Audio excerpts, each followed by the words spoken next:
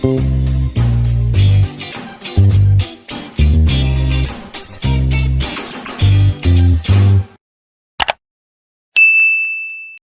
Welcome back to ஷப்தீனாஸ் kitchen. இன்றைக்கி நம்ம கிச்சனில் நல்ல தரமான ஒரு ஸ்நாக்ஸ் எப்படி பண்ணுறது பார்க்க போகிறோம். அது நம்ம வீட்டு பிள்ளைங்களுக்கு நம்ம வீட்டில் இருக்க பொருள் வச்சு, அதாவது பழம் பணியாரம் தான் பார்க்க போகிறோம். நம்ம ஸ்வீட் பணியாரம், கார பணியாரம் நீங்கள் எல்லாம் சாப்பிட்ருப்பீங்களே. ஆனால் இதில் வந்து பார்த்தீங்கன்னா இதில் நாட்டு சக்கரை, கோதுமை, அதுக்கப்புறம் நம்ம வீட்டில் இருக்க பழம். அந்த பழம் கொஞ்சம் லைட்டாக கலர் மாறின உடனே என்ன பண்ணுவாங்க, தூக்கி போட்டுருவீங்க. சில பேர் போட்டுருவாங்க, சில பேரில் மாட்டுக்கு வைப்பாங்க. ஸோ அந்த மாதிரி நல்ல பழத்தை இந்த மாதிரி ஸ்நாக்ஸாக ட்ரை பண்ணி பார்க்கலாம். நம்ம வந்து இந்த பழம் போண்டா எப்படி பண்ணுறது பார்த்துப்போம். ஆனால் அதே டைப்பில் கொஞ்சம் இந்த பணியாரம், ஏன்னா நிறைய பேருக்கு எண்ணெய் அதிகமாக இருந்தால் பிடிக்காது. அதனால் நம்ம என்ன பண்ணுறோம்னா இதில் அந்த கோதுமை, அந்த வாழைப்பழத்தை நல்ல பழுத்த பழம், சக்கரை, அதுக்கப்புறம் தேங்காய் துண்டு போட்டு இதை நல்லா மிக்ஸ் பண்ணி இதில் பண்ணியிருக்கேன். ட்ரை பண்ணி பாருங்கள். பெரும்பாலும் நிறைய பேர் ஸ்கூல் லஞ்ச் பாக்ஸில் என்ன பண்ணுங்க, அந்த முறுக்கு, பிஸ்கெட் இதெல்லாம் கொடுப்பீங்க. இது எங்கள் வீட்டில் நடந்திருக்கு, அதனால சொல்கிறேன். எங்கள் வீட்டில் ஒரு நாள் இந்த பழ பணியாரம் பண்ணி கொடுத்தேன். ரெண்டாவது நாள் கேட்க ஆரம்பித்தாங்க. அடிக்கடிக்கு நாங்கள் பண்ணித்தரோம். அதே மாதிரி இந்த பழம் பணியாரம் பார்க்கும்போது வாழைப்பழம், எனி பழம் போடலாம். அந்த பனானா, அதாவது வாழைப்பழத்துக்கு பதிலாக வேறு எதுனா ரீப்ளேஸ்மெண்ட் பண்ணலாமா கேட்டிங்கன்னா கண்டிப்பாக பண்ண முடியுங்க. மாம்பழம் போடலாம், அதுக்கப்புறம் வந்து ஜாக் ஃப்ரூட் போடலாம். இந்த மாதிரி வச்சு நீங்கள் ட்ரை பண்ணி பார்க்கலாம். அப்படியும் இல்லை எனக்கு இந்த பழமே வேண்டாம்னுச்சிங்கன்னா அப்போ இந்த சாக்லேட் சிப்ஸ் இருக்குல்ல, இந்த கோதுமையிலையும் வெள்ளத்திலையும் போட்டு கொஞ்சம் சாக்லேட் சிப்ஸ் போட்டு கம்ப்ளீட் பண்ணி பண்ணலாம். அதுவும் ரொம்ப நல்லாயிருக்கும். ட்ரை பண்ணி பாருங்கள். இன்றைக்கி இந்த ரெசிபி எப்படி ரெடி பண்ணி சொல்லி கொடுத்துருக்கேன். ட்ரை பண்ணி பார்த்துட்டு ஃபீட்பேக் கொடுங்க.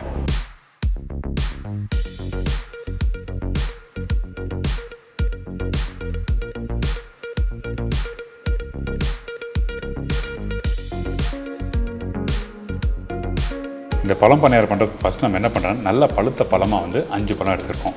இந்த பழத்தை நல்லா பொடிசாக கட் பண்ணி போடுங்க. அதுக்கப்புறம் நாட்டு சக்கரை 120 150 கிராம் நாட்டு சக்கரை போடுறோம். உங்களுக்கு இனிப்பு முன்ன பின்ன வேணால் அதுக்கேற்ற மாதிரி நீங்கள் போட்டுக்குங்க. இதெல்லாம் போட்ட பிறகு அந்த பழத்தையும் அதுக்கப்புறம் வந்து இந்த நாட்டு சக்கரை நல்லா மிக்ஸ் பண்ணுறோம். இந்த மிக்ஸ் பண்ணுற பக்குவம் பார்த்தீங்கன்னா கிட்டத்தட்ட ஒரு 90% அளவுக்கு நல்லா மிக்ஸ் பண்ணிடலாம்.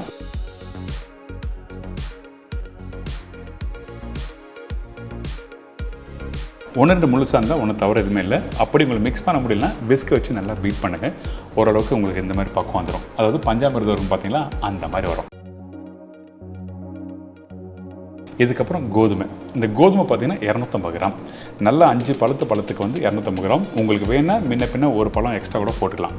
இந்த கோதுமை போட்ட பிறகு தேங்காய் வந்து ஒரு 3 ஸ்லைஸ் தேங்காய், அதாவது நாட்டா கடைக்கு போனால் 3 பத்து தேங்காய் தருவாங்கல்ல, அந்த சைஸ் தேங்காய் வந்து பொடிசாக கட் பண்ணி போட்டிருக்கேன். வாசனைக்காக ஏலக்காத்தூள் 3/4 டீஸ்பூன். அதுக்கப்புறம் இந்த குக்கிங் சோடா போடுறோம். இந்த குக்கிங் சோடா 1/4 டீஸ்பூன். வாசனைக்காக 1 டீஸ்பூன் நெய் போடுறேன். இதெல்லாம் போட்ட பிறகு நல்லா மிக்ஸ் பண்ண ஆரம்பிக்க போகிறோம். இந்த நெய் போட்ட பிறகு நம்ம மிக்ஸ் பண்ண போகிறோம். அதுக்கு முன்னாடி வந்து அரிசி மாவு யூஸ் பண்ணுறேன். அரிசி மாவு பார்த்திங்கன்னா ஒரு 3 டேபிள் ஸ்பூன், வேணால் ஒரு 1/2 டேபிள் ஸ்பூன் எக்ஸ்ட்ரா போட்டுக்கலாம். இந்த அரிசி மாவு எதுக்காக யூஸ் பண்ண கேட்டிங்கன்னா உங்களுக்கு வந்து அந்த முறுமுறுப்பு தன்மை கொடுக்கும். அதனால தான் அரிசி மாவு யூஸ் பண்ணுறோம். இந்த கோதுமை போடும்போது நல்லா சாஃப்ட்னஸ் கொடுக்கும். அதே டைமில் கொஞ்சம் அந்த மாய்ஸ்சர், அந்த பிசுபிசுப்பு தன்மை இருக்கும். அந்த மாதிரி இருக்கக்கூடாது சொல்லிட்டு தான் அரிசி மாவு 3 டேபிள் ஸ்பூன் போடுறோம். இதெல்லாம் போட்ட பிறகு தண்ணி ஊற்றி இந்த மாதிரி நல்லா மிக்ஸ் பண்ணுங்கள்.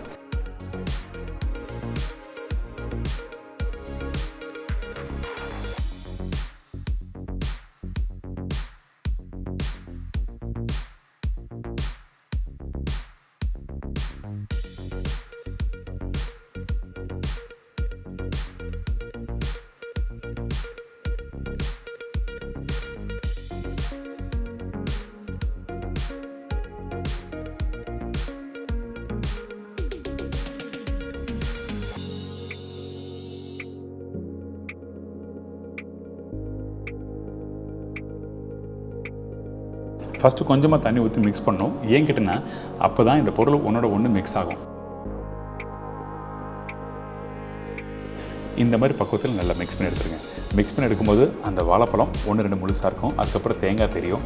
நீங்கள் தேவைப்பட்டால் கொஞ்சம் முந்திரி கூட போட்டலாம். அந்த முந்திரி வறுத்த முந்திரியில் பச்சை முந்திரி பொடிசாக கட் பண்ணி போட்டலாம். சரிங்களா? இப்படி எடுத்திங்கன்னா அப்படியே ஸ்லோவாக இறங்கணும். இதுதான் பக்குவம். கரெக்டாக பார்த்துங்க. ரொம்ப கெட்டியாக இருந்தாலும் குக் பண்ணும்போது சரியாக வராது. ரொம்ப லூஸாக இருந்தாலும் பார்த்தீங்கன்னா இந்த பணியாரம் வந்து கொஞ்சம் சப்பி ஆகிடும். அதனால தான் இந்த பக்குவத்தில் இருக்கணும். இதுக்கப்புறம் அடுப்பு ஆன் பண்ணி பணியார் கடாய் வச்சு உங்களுக்கு பிடிச்ச மாதிரி நெய்யை வந்து 1 டீஸ்பூன் வந்து அந்த பணியார் கடாயில் சுற்றி ஊற்றுறோம். இந்த மாதிரி ஊற்றின பிறகு அடுப்போட ஃப்ளேம் வந்து ஒரு மீடியம் ஃப்ளேம் வைங்க.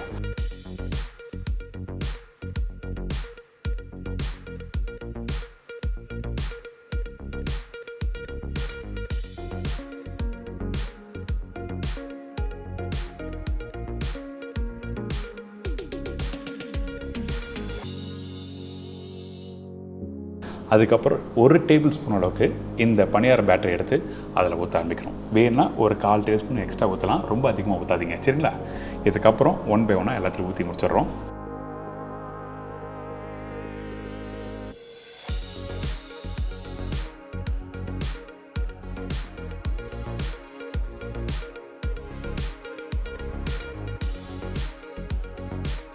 இந்த மாதிரி 1 பை 1 கொஞ்சம் ஊற்றி முடிச்ச பிறகு கொஞ்சம் நெய் தாராளமாக தான் இருக்கும். இந்த நெய் எதுக்காக தாராளமாக ஊற்றுறதுன்னா காரணம் இருக்குது. அப்போ தான் அந்த சாஃப்ட்னஸ் இருக்கும். நீங்கள் ஈவினிங் கூட வச்சு சாப்பிட்லாம். இதே நெய் கம்மியாக ஊற்றி நீங்கள் சாப்பிட்டீங்கன்னா அந்த இடத்துல பார்த்தீங்கன்னா ட்ரை ஆகும். உங்களுக்கு பிடிச்ச மாதிரி எந்த அளவுக்கு நெய் வேணுமோ அந்த அளவுக்கு நீங்கள் ஊற்றி சாப்பிட்டுக்கலாம்.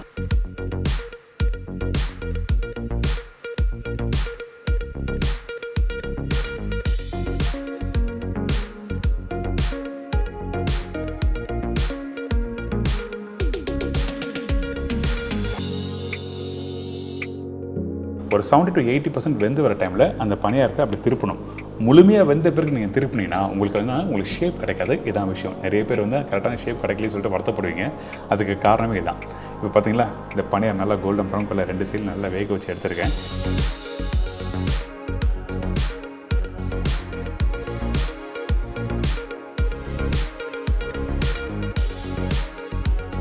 இப்போ இதுக்கப்புறம் 1 பை 1 எடுத்து அப்படியே சுட சுட நீங்கள் அப்படியே பிச்சு சாப்பிட்டீங்கன்னா அப்பா வேறு மாதிரி இருக்குங்க.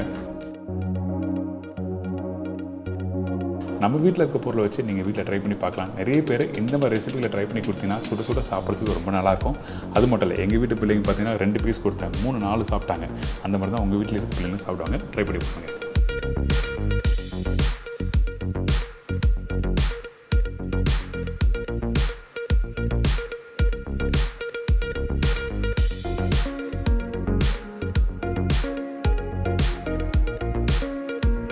என்னங்க இந்த ரெசிபி எல்லாம் பார்த்துருப்பீங்க. ரொம்ப சிம்பிள் ரெசிபி தான். நம்ம வீட்டில் 365 நாளும் இருக்க ஒரு பொருள் தான். கோதுமை, வெல்லம், நெய் இது இல்லாத நாளே இருக்காது, எல்லார் வீட்லையும் இருக்கும். ஸோ இதை வச்சு நல்ல ஒரு அருமையான நம்ம வீட்டு பிள்ளைங்களுக்கு ஒரு சூப்பரான ஸ்நாக்ஸ் சொல்லி கொடுத்துருங்க. ட்ரை பண்ணி பாருங்கள். இதே மாதிரி உங்கள் வீட்டில் எதனா புதுசாக ஒரு இன்ட்ரெஸ்டிங்கான ஒரு ரெசிபி என்ன பண்ணுறீங்கன்னா அது கண்டிப்பாக மறக்காமல் எனக்கு ஃபீட்பேக் கொடுங்க. நானும் நம்ம சேனலில் பண்ணி காமிக்கிறேன். இதே மாதிரி நாளைக்கு இன்னும் ஒரு புது ரெசிபி சந்திக்கிறேன். நன்றி, வணக்கம். See you, bye, take care.